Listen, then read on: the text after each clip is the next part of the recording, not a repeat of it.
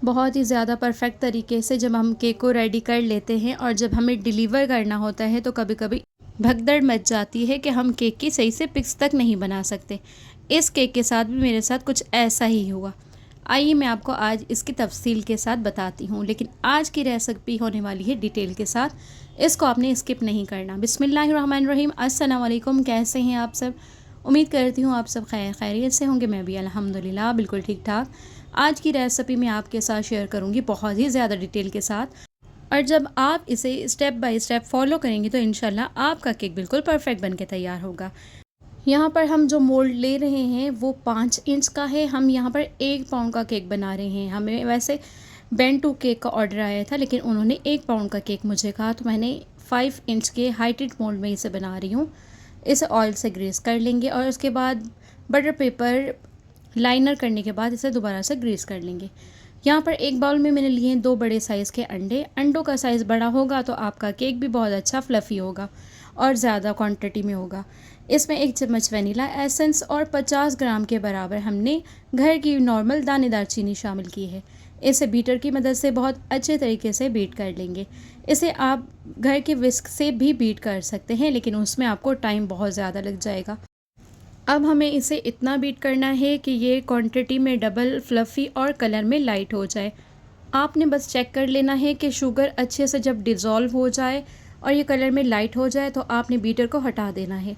यहाँ पर बीटर का काम हो चुका है ख़त्म। अब हम ड्राई इंग्रेडिएंट्स शामिल करेंगे, जिसके लिए मैंने यहाँ पर 40 ग्राम मैदा, 10 ग्राम कोको पाउडर और आधा चम्मच बेकिंग पाउडर का शामिल करने के बाद इसे छान लेंगे।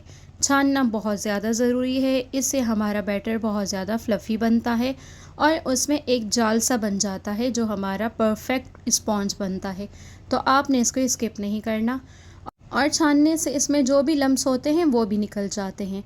तो अब हम इसे स्पैचुला की मदद से कट एंड फोल्ड मेथड से मिक्स कर लेंगे। हम इसे एक ही डायरेक्शन में मिक्स करेंगे, ओवर मिक्स नहीं करना, क्योंकि जब हम अंडे और चीनी को जब बहुत ज़्यादा बीट करते हैं और उसका फॉर्म बनाते हैं, उसको हमें नहीं बिठाना। अगर वो आपका बैठ गया तो आपका स्पॉन्ज बिल्कुल ख़राब हो जाएगा, बिल्कुल भी फॉर्मी और फ्लफ़ी नहीं बनेगा। तो आपने इस चीज़ का बहुत ज़्यादा ध्यान रखना है। आज की रेसिपी को मैंने बिल्कुल भी फास्ट नहीं किया और कोई भी इसका पार्ट मैंने स्किप नहीं किया। स्टेप बाय स्टेप मैं आपको आज सारी ही रेसिपी बता रही हूँ, तो इससे इंशाल्लाह आपके लिए बहुत ज़्यादा आसानी हो जाएगी। तो यहाँ पर हमारा बैटर मिक्स हो चुका है और एंड में हमने इसमें 2 चम्मच ऑयल के ऐड कर लेने हैं। ऑयल ऐड करने से हमारा स्पॉन्ज जो है बहुत ज़्यादा सॉफ्ट बनता है, इसकी ड्राइनेस ख़त्म हो जाती है। यहाँ पर हमारा बैटर हो चुका है तैयार। अब हम इसे मोल्ड में शिफ्ट कर लेते हैं। तो यहाँ पर आप इसकी कंसिस्टेंसी चेक कर सकते हैं, बहुत ही ज़बरदस्त सा इसका बैटर बना है। और अब हम इसे 8 to 10 टाइम टैप करेंगे। टैप करने से इसके एयर बबल्स रिमूव हो जाते हैं। इसे मैं पतीले में बेक कर रही हूँ, तो 15 मिनट के लिए मैंने पतीले को बहुत अच्छे से प्रीहीट कर लिया है। 25 से 30 मिनट लगेंगे इसे बेक होने में। तब तक हम फज फ्रॉस्टिंग को तैयार कर लेते हैं। इस केक को मुझे फज फ्रॉस्टिंग में बनाना है, तो फ्लेवर कस्टमर ने मुझे यही कहा था। तो यहाँ पर मैंने 200 ग्राम डार्क चॉकलेट और 100 ml विपिंग क्रीम ली है। गर्मियों का मौसम है और बहुत ज़्यादा गर्मी है, तो इसलिए हम चॉकलेट की क्वांटिटी डबल और क्रीम की क्वांटिटी 1 रेशियो में लेंगे। तो आपने भी सेम इसी रेशियो के साथ इस फज को बना लेना है। 1 पाउंड के लिए ये बिल्कुल परफेक्ट रेसिपी है। डबल बॉयलर से मैंने इसे मेल्ट कर लिया है और ठंडा होने के लिए फ्रिज में रख दूँगी ताकि ये सेट हो जाए। और यहाँ पर अब हम चॉकलेट सिरप को बना लेते हैं। तो यहाँ पर 1 कप हमने हॉट वाटर लिया है। 1/4 कप इसमें मैं चीनी ऐड करूँगी और 1 चम्मच कोको पाउडर। इसे बहुत अच्छे से मिक्स कर लेंगे और रूम टेम्परेचर पर ठंडा कर लेंगे। जब आप डबल बॉयलर पे चॉकलेट को मेल्ट करते हैं तो उसी गर्म पानी से आप इस सिरप को तैयार कर सकते हैं, लेकिन पानी साफ़ होना चाहिए। यहाँ पर हमारा केक बनके तैयार हो चुका है और आप इसका टेक्सचर और इसका लुक देख सकते हैं। अब हम इसे रूम टेम्परेचर पर ठंडा होने के लिए रख देंगे। जब ये अच्छे तरीके से ठंडा हो जाएगा, इसके बाद ही आपने इसके आइसिंग को शुरू करना है। गरम केक पर कभी भी आपने आइसिंग नहीं करनी, पहले आपने बहुत ही अच्छे से इसे ठंडा कर लेना है। तो ये आप स्पॉन्ज दे सकते हैं। इसका हम बटर पेपर रिमूव कर देंगे। बहुत ही ज़्यादा मज़े का ये केक बनके तैयार हुआ है। इसे मैं 3 लेयर्स में कट कर लूँगी। और इसके साथ ही इसकी बाकी की भी तैयारी कर लेंगे और उसके बाद इसकी आइसिंग को हम शुरू करेंगे।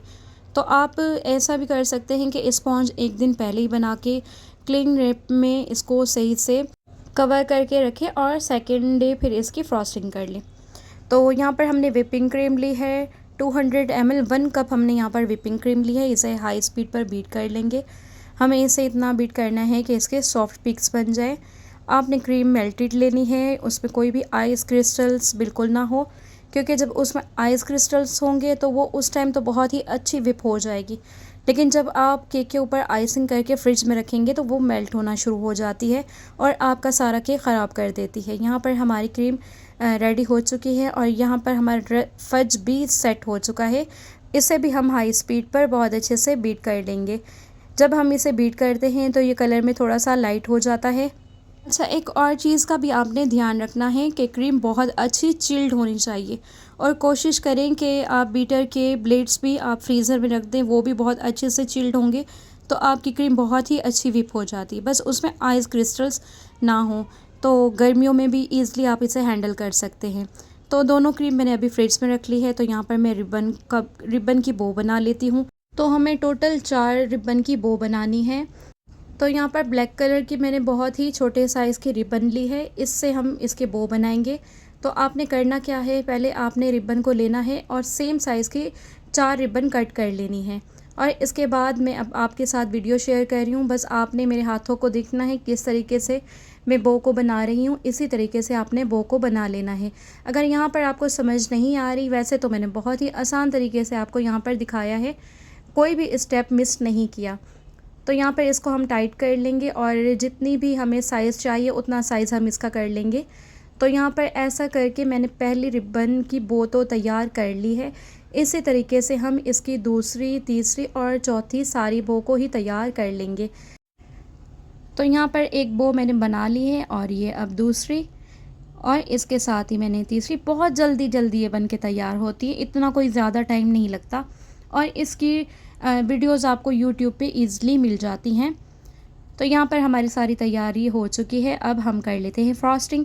तो यहाँ पर मैंने 9 इंच का केक बोर्ड लिया है और बोर्ड पर मैंने थोड़ा सा पहले फज फ्रॉस्टिंग लगाई, इसके ऊपर बाद में मैंने स्पॉन्ज को रखा है और फज फ्रॉस्टिंग को मैंने पाइपिंग बैग में भर लिया है। तो पहले चॉकलेट सिरप से बहुत ही अच्छे से आपने इसकी सॉकिंग करनी है। इसके बाद ही आपने चॉकलेट फज की फ्रॉस्टिंग को इस पर अप्लाई कर देना है। पाइपिंग बैग से आप करेंगे तो आपको बहुत ही ज़्यादा इजी हो जाएगा और इसके साथ साथ ही आपने क्रम कोटिंग भी कर लेनी है। अब आइंदा से मेरी कोशिश होगी कि मैं क्रम कोटिंग भी साथ साथ कर लूँ, ताकि बाद में मुझे इसकी अलग से क्रम कोटिंग ना करनी पड़े। उससे फिर हमारा टाइम भी वेस्ट हो जाता है और बहुत ज़्यादा क्रम्स जो हैं वो भी क्रीम पर लग जाते हैं। तो आप भी सेम इसी प्रोसेस के साथ बनाएंगे केक तो आपके लिए भी बहुत ही ईजी हो जाएगा। यहाँ आप सेंटर में इसकी कोई भी फिलिंग ऐड कर सकते हैं, चॉकलेट गनाश हो या चॉकलेट चिप्स हो, लेकिन यहाँ पर मुझे कोई भी फ्रॉस्टिंग इसके सेंटर में ऐड नहीं करनी, क्योंकि चॉकलेट फज फ्रॉस्टिंग ही इतनी ज़्यादा हैवी हो जाती है कि इसके बाद तो कुछ और ऐड करने का जवाज़ ही पैदा नहीं होता। लेकिन ये डिपेंड करता है आपके चॉइस पर। और सेम प्रोसेस को फॉलो करते हुए हमने इसकी सेकेंड लेयर और अब इसकी थर्ड लेयर को भी फज फ्रॉस्टिंग से बहुत ही अच्छे तरीके से कवर कर लेंगे। अब इसकी आखिरी लेयर को हमने फज फ्रॉस्टिंग से बहुत अच्छे से क्रम कोट कर लेना है, कवर कर लेना है। और यहाँ पर मैंने फज फ्रॉस्टिंग की बहुत ही अच्छी एक क्वांटिटी ऐड की है, क्योंकि उनको फ्लेवर यही चाहिए। इसके बाद जब मैं वाइट कलर की क्रीम अप्लाई करूँगी तो उसकी क्वांटिटी बहुत ही ज़्यादा कम होगी। तो यहाँ पर अब हम इस स्क्रैपर की मदद से इसके साइड्स को क्लीन कर लेंगे। मेरा मोस्ट फेवरेट पार्ट जो हमेशा मैं आपको बताती हूँ, स्क्रैपर से इसकी क्लीनिंग करना। इससे हमारी एक्स्ट्रा जो भी क्रीम होती है वो रिमूव हो जाती है और बहुत ही ज़्यादा फिनिशिंग आ जाती है। तो यहाँ पर ऑलमोस्ट हमारा क्रम कोट हो चुका है कंप्लीट। इसे हम पहले आधा घंटा फ्रिज में ठंडा होने के लिए रखेंगे और उसके बाद ही हमने वाइट कलर की क्रीम को अप्लाई करना है। वाइट कलर की क्रीम भी हम पाइपिंग बैग में भर के ही अप्लाई करेंगे। आपने फज फ्रॉस्टिंग अप्लाई करने के बाद, क्रम कोटिंग करने के बाद इसे आधा घंटा या 1 घंटा अगर आपके पास टाइम है तो ज़रूर फ्रीज़र में रख दीजिएगा। इससे ये बहुत ही अच्छा सेट हो जाता है और चॉकलेट भी मेल्ट नहीं होती। तो यहाँ पर अब हम वाइट कलर की क्रीम को स्पैचुला की मदद से आगे पीछे घुमाते हुए इसे इवनली स्प्रेड कर लेंगे। पाइपिंग बैग से क्रीम अप्लाई करने के बाद हमें बहुत ज़्यादा मेहनत करने की ज़रूरत नहीं होती। स्क्रैपर की मदद से इसके साइड्स को क्लीन कर लेंगे और बहुत ही ज़बरदस्त सी इस पर फिनिशिंग आ जाएगी। केक की हमने फिनिशिंग कर लेनी है और जहाँ पर आपको लगे कि क्रीम कम लग रही है तो वहाँ पर आप थोड़ी सी और क्रीम अप्लाई करके इसे दोबारा स्क्रैपर की मदद से फिनिशिंग कर सकते हैं।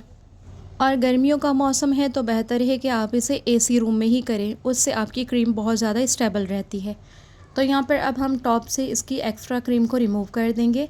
और एक और टिप आपके साथ ज़रूर शेयर करना चाहूँगी, अगर आपको ऐसा फ़ील हो कि भाई इसके ऊपर मज़े की फ़िनिशिंग नहीं आ रही, तो आप इस स्पैचुला को गर्म पानी में ऐड करके फिर इसके ऊपर जब आप घुमाएंगे तो बहुत ही ज़बरदस्त से इस पर फिनिशिंग आ जाती है। और अब हम इसके बॉर्डर्स बना लेंगे। तो यहाँ पर मुझसे एक मिस्टेक हुई और मिस्टेक ये थी कि यहाँ पर मुझे ब्लैक कलर के हार्ट्स सारे केक पर लगाने थे, जो कि मैं बिल्कुल भूल गई थी। मसला ये हुआ कि मुझे कस्टमर ने 2 पिक्स सेंड की थी, एक थी रिबन वाली और एक दूसरी थी जिसके ऊपर कुछ कैप्शन लिखा हुआ था। तो वो दोनों पिक्स आपस में गड़बड़ हो गई, तो मुझसे ये मिस्टेक हो गई। लेकिन जब मैंने कस्टमर से ये बात की तो उन्होंने ख़ुद मुझे बताया कि आपने यहाँ पर ये मिस्टेक की है। तो मैंने बहुत ज़्यादा उनसे माज़रत की और उन्होंने मुझे बहुत ज़्यादा तसल्ली दी कि भाई कोई बात नहीं, लेकिन केक बहुत ज़बरदस्त था, केक बहुत ही ज़्यादा यम्मी था, उन्हें ये केक बहुत पसंद आया था। और जब आपको ऐसे कस्टमर्स मिलते हैं तो ये भी एक बहुत ही बड़ी अल्लाह की तरफ से नेमत होती है। तो अल्हम्दुलिल्लाह मुझे भी अल्लाह ने ऐसी नेमत से माला माल किया हुआ है। अब एंड पर मैं इसके ऊपर इन रिबन्स को लगा के इस केक को कर रही हूँ डिलीवर। तो आपको मेरी ये रेसिपी कैसी लगी कमेंट करके मुझे फ़ीडबैक ज़रूर दीजिएगा। दुआ में याद अपना बहुत सारा ख्याल रखिएगा। अल्लाह हाफिज़।